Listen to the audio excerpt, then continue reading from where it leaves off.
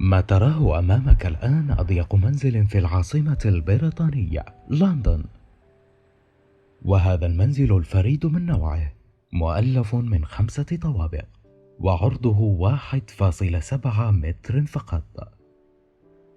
ايه اللي هتببوه دي يا استاذ بهاء؟ هي حصلت؟ حيث يحتوي على ما تحتويه بقية المنازل الطبيعية من مطبخ وغرفة جلوس وحمام وغرفة نوم، بالرغم من حجمه الصغير. ينفع كده يا شبي؟ لا طبعا. يبقى ازاي؟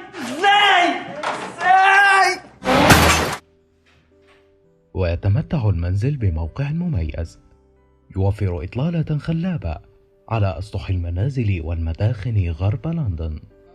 لكن الغريب بالأمر أنه عرض للبيع بنحو 1,000,000 جنيه استرليني، أي ما يقارب 2,000,000 دينار عراقي. هلو هاي شناي.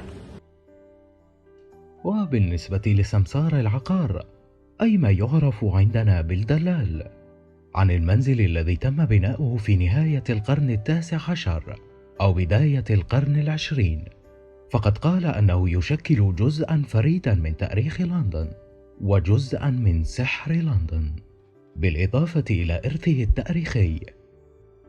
كان هذا المنزل سابقا متجرا للقبعات الفيكتورية. ما هو رأيكم يا أصدقائي بهذا المنزل؟ وهل تحبون العيش في منزل كهذا؟ وهل يستحق المنزل كل هذا الثمن الباهظ؟ اتركوا لنا رأيكم في خانة التعليقات. نلتقي في معلومة جديدة إن شاء الله.